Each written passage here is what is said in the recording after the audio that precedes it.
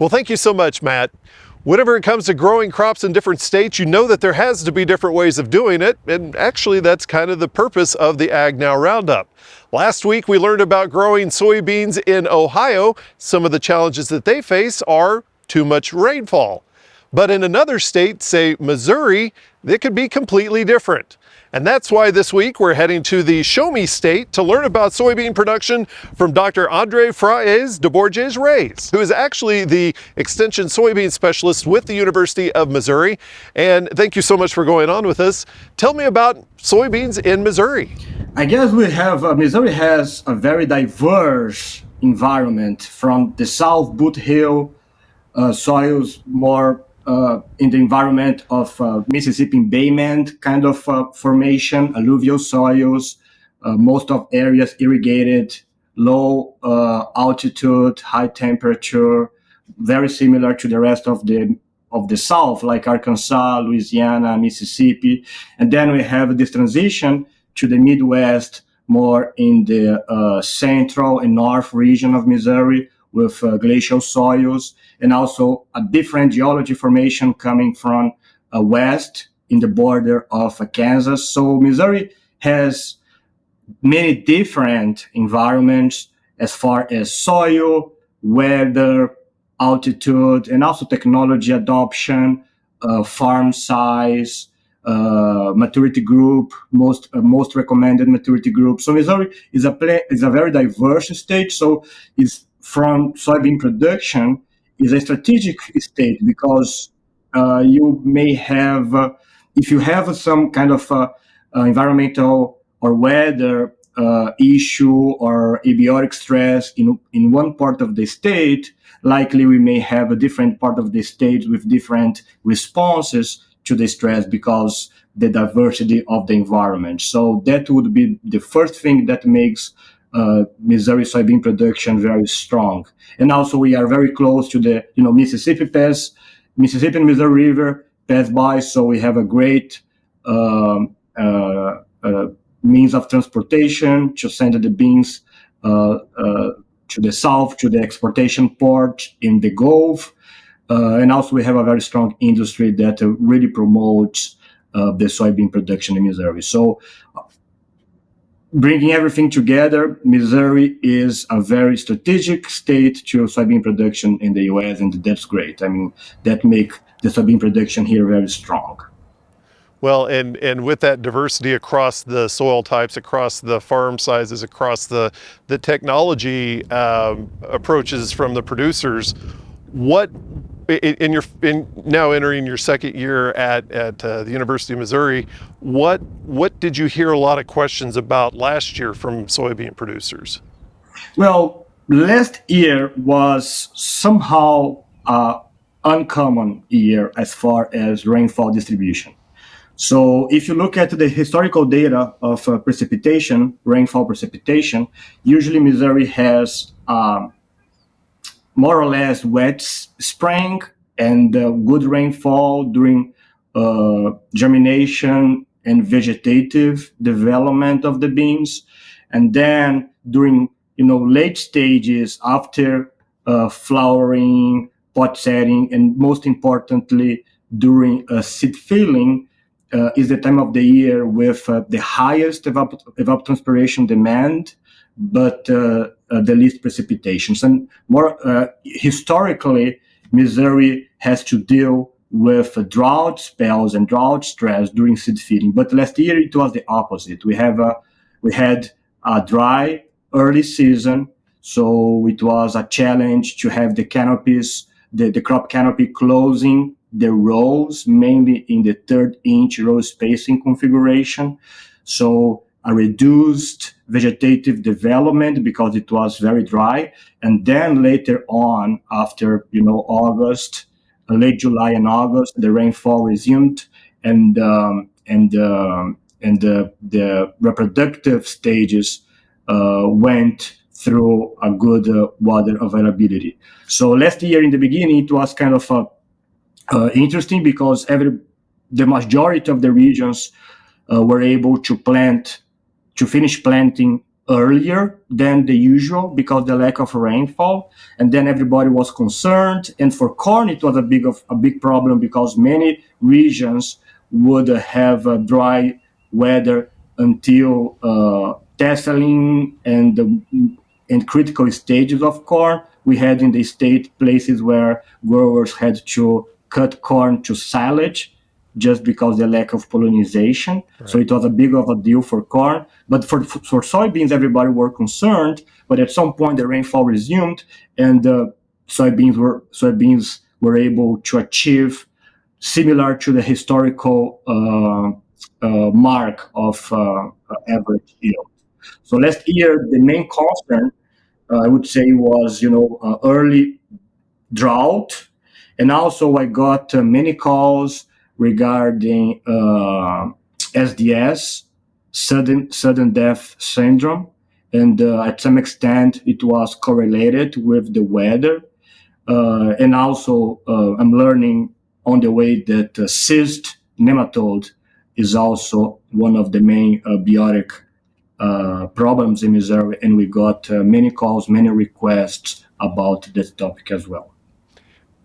Earlier in that, you mentioned the row spacing at 13 inches and the lack of filling the canopy. I imagine there was some weed pressure built into that because you obviously want the plant to grow fast to fill in that canopy to keep the weeds down. What were you telling producers the best management strategy on those weeds? When the crop is not able to close the canopy as soon as possible, weed pressure become a problem, right? And the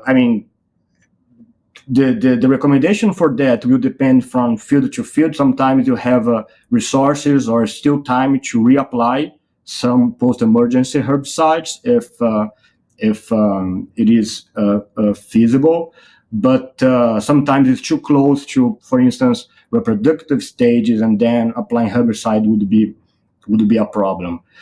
The row spacing issue it's getting more under spotlight lately because there are places pushing yields higher and higher. We are talking about high yield environments, and then the question turns: okay, is more likely to get a very high yield with more narrow or wide row spacing? And I guess everybody is aware of last year an individual reported a world record soybean yield record in Georgia, and his field was in 3rd-inch row spacing, if I'm not mistaken. So then the question of, okay, what would be the ideal or the most recommended row spacing for a high yield environment? And the weeds are, of course, in the equation, because if you have to reapply, or if you are losing, not using light or radiation resources by the crop and leaving the weeds to use it, you have to come up with management. And by the time you are doing the management, the damage or the yield reduction, it may have already happened, right? So every time that you have to reapply or to go later to control weeds, for instance, it may mean that the yield reduction, the yield penalty is already there. Ideally, you should keep the weed pressure under the minimum since the emergency throughout the early and the late vegetative, and by the time the canopy is able to fully cover the soil, weeds should be fully controlled by that time. Whenever it comes to planting dates, that's on everybody's mind right now. Do you see in Missouri, and I realize that your focus is more in the soybean arena, but every year there's that race between corn and soybean to get out into the field. What approach do you hear from producers across Missouri whenever it does come to that race between planting of corn or soybean? I guess, we still do the traditional approach, which is planting corn first, mostly. But, early results have been well, few results have been showing that soybean also may benefit of having a more early planting date, right? But we always have to consider how early is early, right? So early for farmers in Oklahoma may not be as early as farmers in Louisiana or in Missouri, and so we always have to bring the component of actually not if it is early or late, but the planting date itself. And in Missouri, regardless, we're still doing first corn then soybeans in most of the region, and but I guess it may change or it's changing from farmer to farmer, mainly considering what is the most important or the main cash crop for that particular operation, right? Right. So if we have an operation where soybeans are the most important crop, so we may have seen farmers shifting, from what crop would be the first, or potentially planting a little bit of corn, then switching to soybeans, and then making sure the soybeans will be planted in the ideal condition or in the ideal window, and then later on dealing again with corn. So it's a very particular decision, of course. Farmers know, and they have been doing that for many years regarding what crop to plant first. But I can see that soybeans from year to year, and most recently, soybeans are getting a different level of importance in the cash crop component in the farm operation. So this topic again it's coming back, and there are studies in different states simulating whether soybean or corn should be planted earlier first. I would say overall the results point that corn, most likely corn should be planted first, but we are seeing that shifting or finishing corn as early as possible, or shifting soybeans for a little bit early in the planting window, in the planting season, also may benefit the production or the farming operation, because now we also have the soybeans planted in an ideal situation or ideal scenario, in the way that the profits from soybeans are as relevant or even more relevant than corn. We've heard from researchers, primarily in the Great Plains, who have that opportunity for a double crop. They've kind of, the researchers that I've talked to have kind of said that there's a great opportunity for short season soybeans in that area. In Missouri, is there an opportunity for a double crop or a short season soybean crop? And if so, what is the planting window for that crop? So, Dave, by double crop, you are talking about a late planting soybeans after wheat, right? Yeah. Yeah, that's a very interesting point. I mean, the majority of data shows, a maximum planting window for late double soybean crop by late June, right? But in the Missouri Soybean Merchandise Council yield contest this year, we had in the west region of state a grower yielding more than 100 bushels per acre of soybeans, planting as late as June 15th. Really? And really. But that's the caveat. He planted 7.5 inches row spacing. So super narrow row spacing, and early maturity group, right? So I guess, Dave, the easy answer for that question would be okay. Late soybeans, double crops, soybeans, the yield potential is lower, and likely that's true.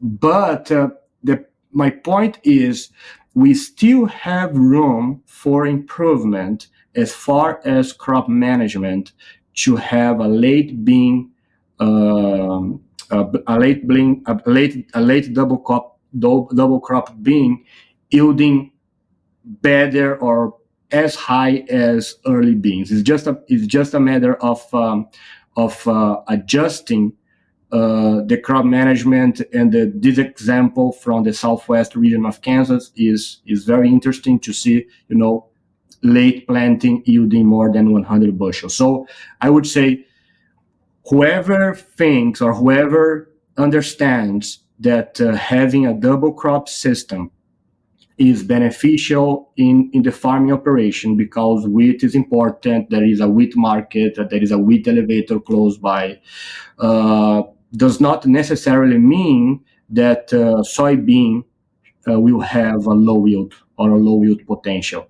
As far as potential, if we adjust row spacing, plant population, maturity group, and also the weather after September, October is right, it's possible to have a high yield potential, and then came to fruition in the result, a high yield result. So one of the research topics that we are embracing here is how to develop those crop management systems to super late soybean systems. That actually led me to my next question. I always love talking with folks from the land grants, the extension, the research folks, and asking them where is their research leading them in their states? What are they hearing from producers that they would like to learn more about? And what you were talking about is a prime example of that. So along those lines, where is your research in soybeans taking you?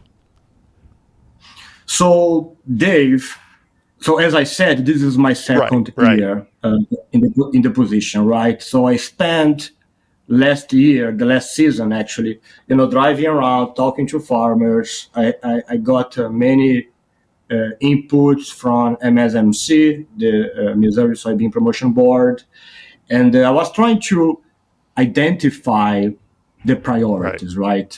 I really wanted to make sure my stakeholders, farmers, will use my results 1, 2, 3 years after I come up with the end of the project. So I was thinking and driving around, and the main thing that the farmers were concerned, asking, seeking for different opinion was about planting date, plant population, and the combination of that with maturity group and even row spacing. So because of that, the flagship of the Missouri Soybean Research Group in the next 5 years will be revisiting and developing recommendations for planting date, maturity group, population across the different regions of the Missouri state. So again, because Missouri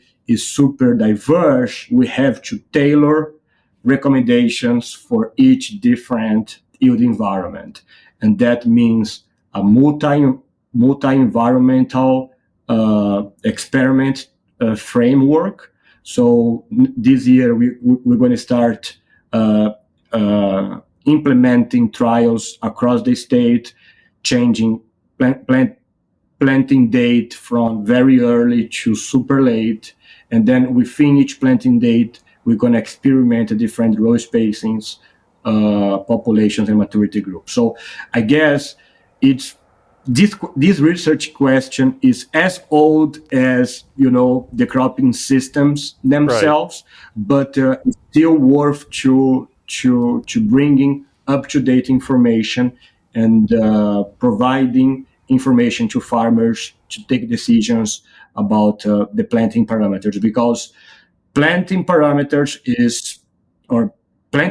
and by that I mean planting date, stand, and the right stand, the right population, right, and the right maturity group or variety that makes at least 70% of the yield success. After that, it's just protecting against, biotic stress and having a weather that is favorable to the crop. But in Missouri, for instance, we know that the crop will have drought at some point during seed filling. So we have to consider that in the planting parameters, planting date, maturity group, and population in a way that we can design or have a crop that will withstand the drought better. So going back to your initial question, I would say revisiting planting parameters will be the flagship of this research program in the next years. And then we also going to look to some new nutrient strategy. We are going to revisiting mainly P and K recommendation for soybeans. We're going to also stick our noses to the BNF, biological nitrogen fixation. Let's see if we can improve nitrogen uptake by different strategies on BNF. And another topic that is also correlated with the planting date is, okay, my group here is I also oversee the variety testing program. So with the variety testing program, we're going to be able to also understand and develop tools helping farmers to choose varieties. So trying to understand what drives the interaction between varieties and environments in different regions of Missouri. Well, and piggybacking on what you just were talking about in the variety selection, what are some of the things that producers are looking for in those varieties? Because there are a number of options whenever it comes to varieties, but to pinpoint kind of, we're looking at these traits to make the crop all the way to harvest. Yes, I would say in addition to yield, right, yield is the main trait. Right. Then farmers want to adjust the herbicide program to the technology that the variety will carry. So yield, herbicide traits or herbicide resistant traits they are always together in the grower's mind in order to make the decision. Then now, because cyst nematode is getting more important every single year in Missouri, so resistance to nematodes are also an important trait that it may get as soon as possible to the market. And then growers are also paying attention to the season length, to the cycle, right? And there are a few pockets of regions demanding specific traits for disease, but still growers would like to have an overall resistance to common disease in that region in order to not have to design a fungicide program specifically for one or another disease, right? So we are seeing the increment of fungicide use in Missouri. So again, going back to the MSMC yield contest, we collected some data from part of the contest of the entrants, and the majority of them, I would say the vast majority of them, reported applying fungicide during reproductive development. So that goes back to, maybe not, but maybe not specifically for one or another disease, but just an overall application for, a common pressure of disease. But the disease, again, disease resistance is something that growers would expect in the varieties, even though if there is, an outbreak of a specific disease here and there, that would be acceptable because it's out of control. But I would see, again, yield, herbicide technology, SCN it's getting more important in the recent years. Cycle length and also a good reaction to disease. Right, that's true. Well, thank you so much for helping us understand soybean production across Missouri, and it truly is a diverse state whenever it comes to agriculture and the requirements for the crops. Yes, my pleasure, Dave. Thanks for having me here, and it's a pleasure to talk to your audience.